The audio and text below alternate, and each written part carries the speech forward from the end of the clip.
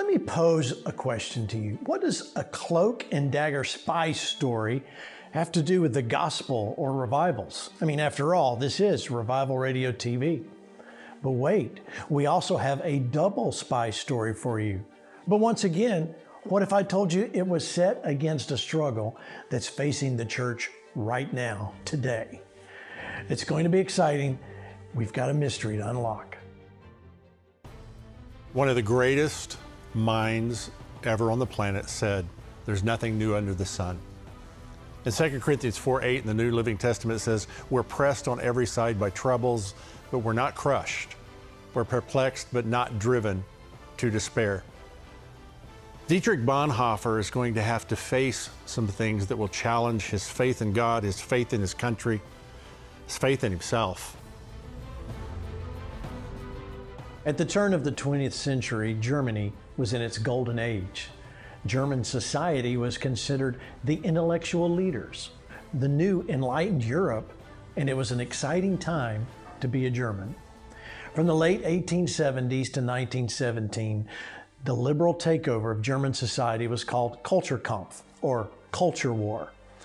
It was atheist leftists versus Christian conservatives, just like we see in America today. Now, this started half a century before the Nazis, and it was a tear of culture between leftism and the traditional church.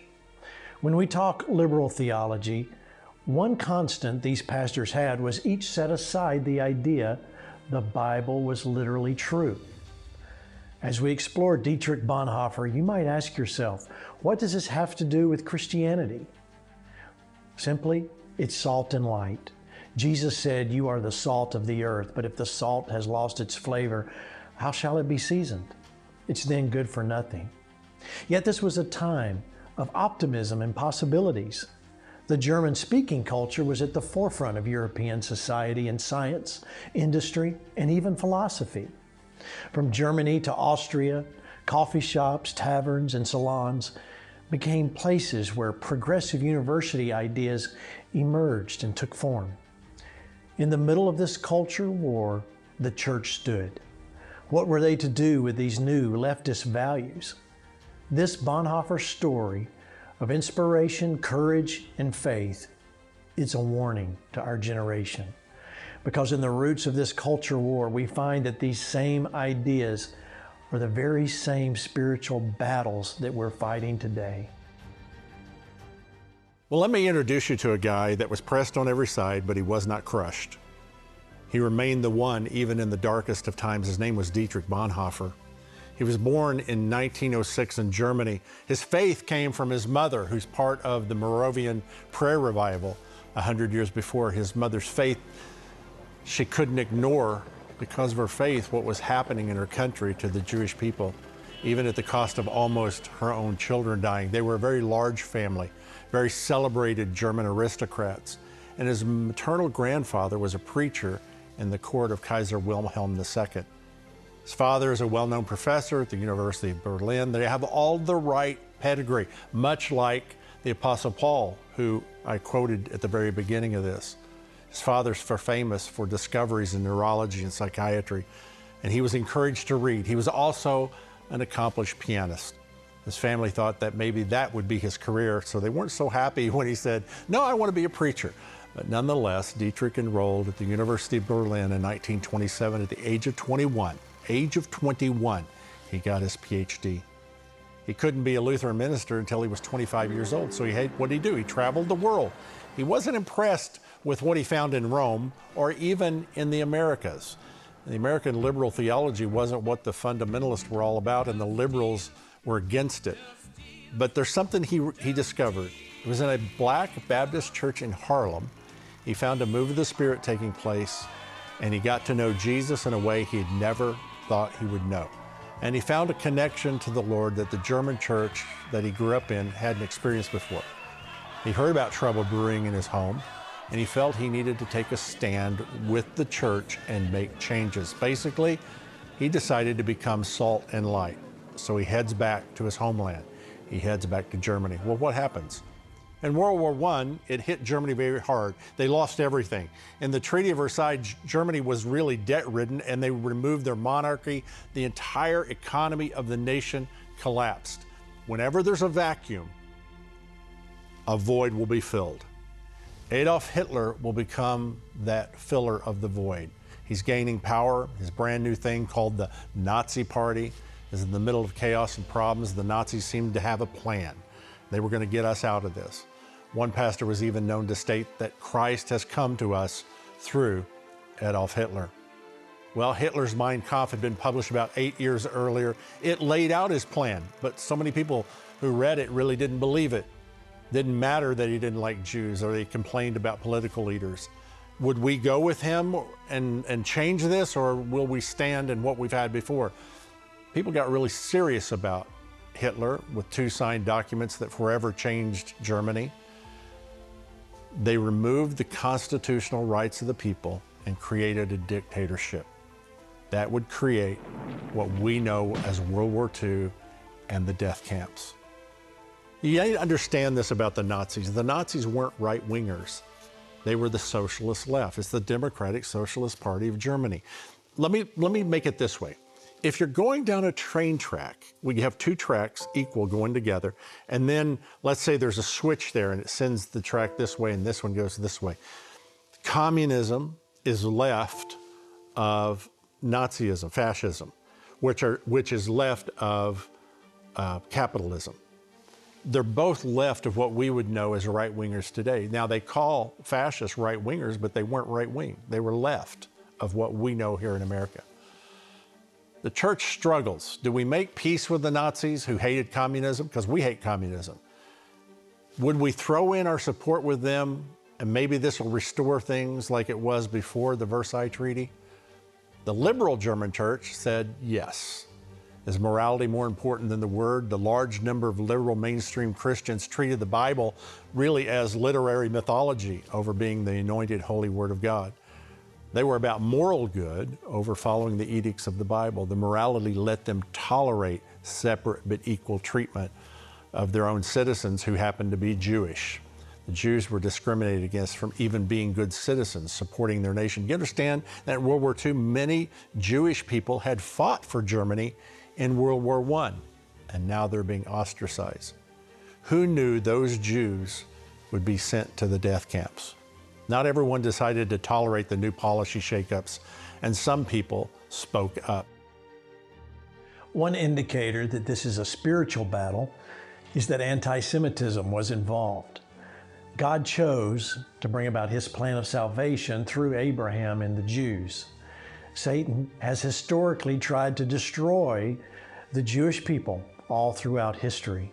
So naturally, Satan was using the Nazis to destroy the Jews. But to the average German Christians who had up to now been silent in all this turmoil, this was not their Germany. It was not their father's Germany. It was all changing rapidly, and they realized the church was not there blocking society from going where it shouldn't go. The church had lost both its saltiness, and the church's voice appeared too late. But God had a remnant of believers who began to speak out.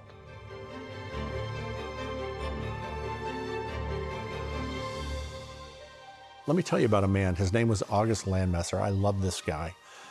One day he spoke up. He was a member of the Nazi Party. He was a union member, worked in the shipyards. And one day they were pushing the ship off, and they were dedicating it, and they were all doing the Heil Hitler salute except August. It shows him like this in the picture, and it reminds me of that moment. Everybody else is saluting, and he folded his arms. Why did he do that? Because he had been accused of not being true to the party because his wife happens to be Jewish.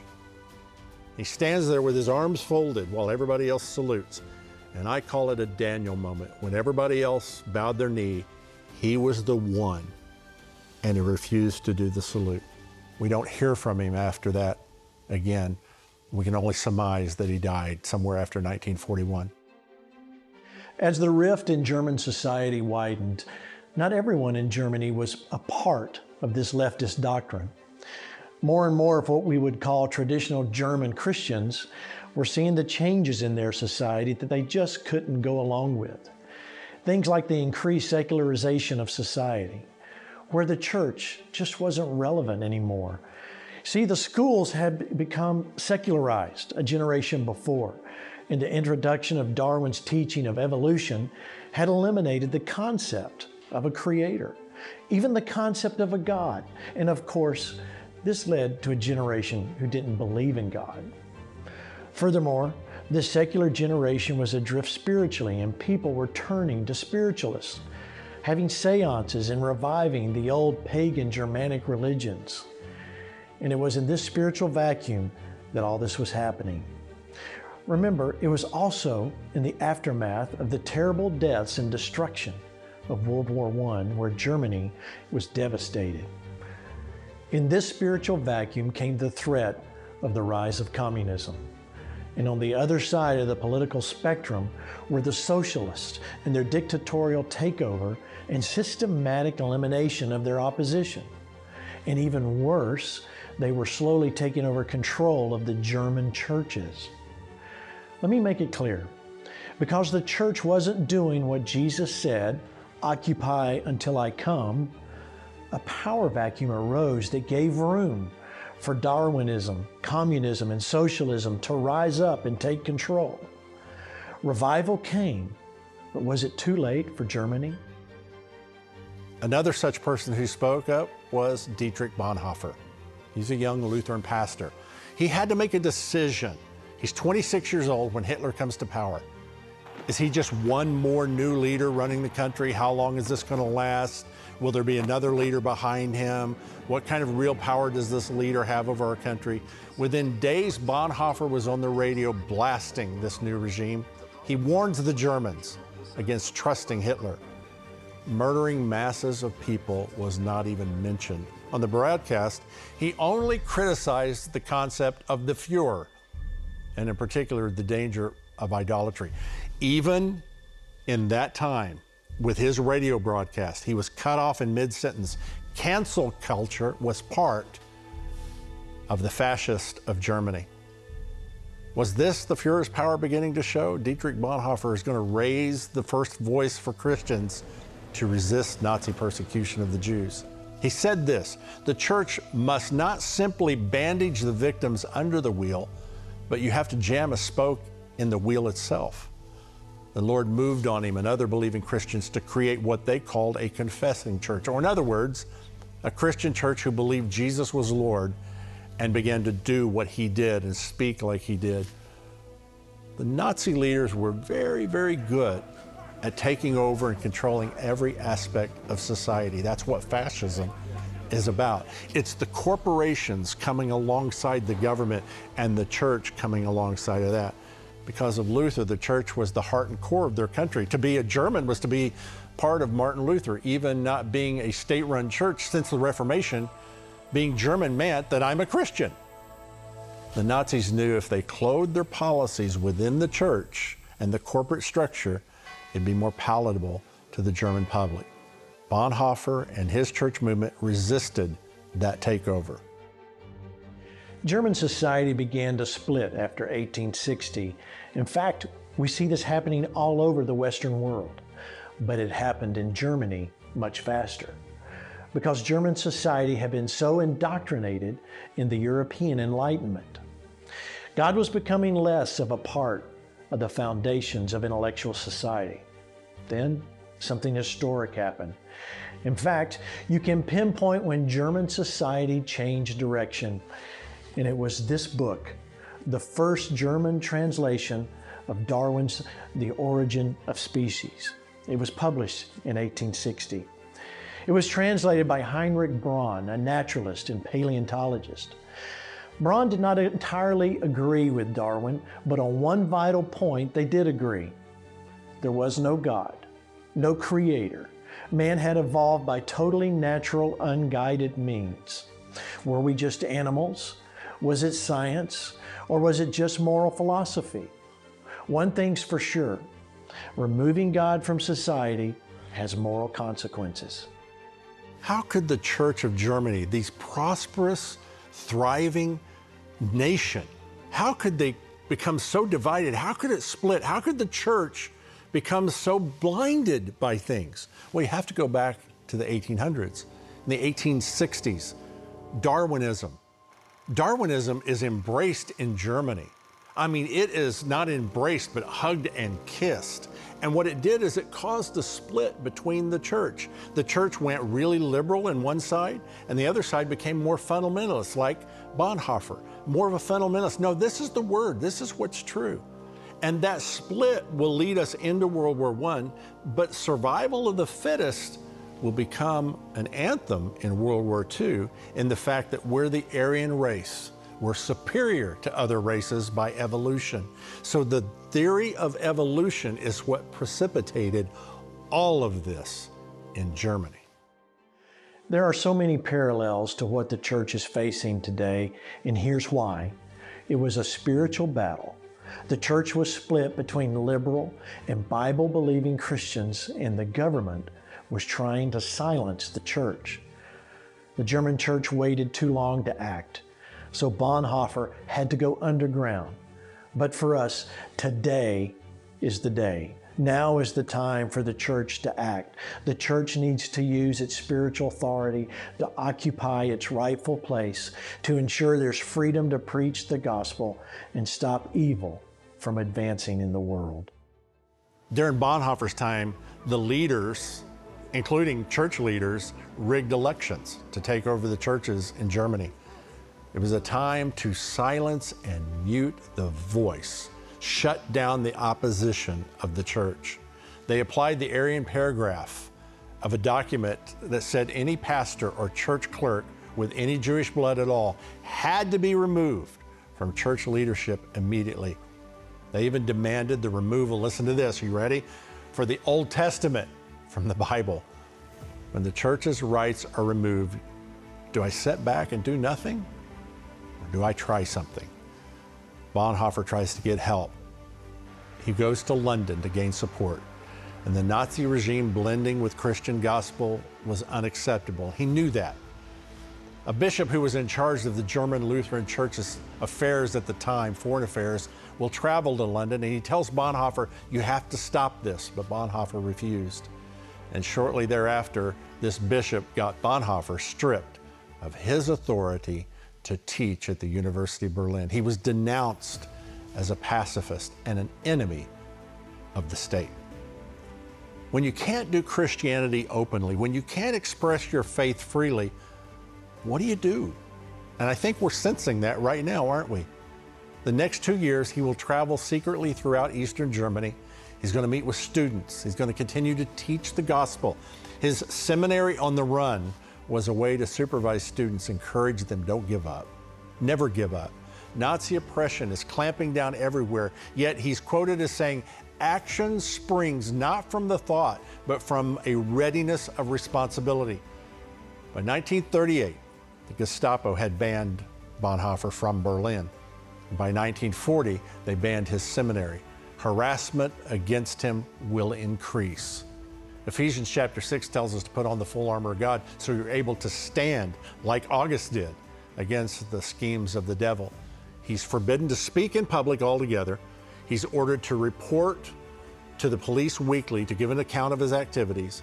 He was forbidden to print or to publish, kind of like you are on social media platforms. You're banned, you're canceled. It's very eerie to see the similarities. During this time, Bonhoeffer's brother-in-law introduces him to the German resistance movement. He learns of their plan to try to overthrow Hitler. He joins this movement. He discovers the full-scale atrocities that the Nazis did, killing Jews and others. He realizes that the scripture teaches him to be steadfast, immovable, always abounding in the work of the Lord. And that's his moral dilemma. Do I decide to absolutely tell no lies and take the consequences of that? Yet, do I become a double agent for the resistance, which is the greater good? How far is too far? Why am I even in this position? With his back against the wall, for Bonhoeffer, the time of action had come. It was the moment where he felt he had no other option but to act. And this action allowed him to continue his underground church work. while he actively worked for change. But what would he say to us today? Don't wait until it's too late. Act now using your spiritual authority. For we do not wrestle against flesh and blood, but against principalities, against powers, against the rulers of the darkness of this age, against spiritual hosts of wickedness in the heavenly places. Ephesians 6:12.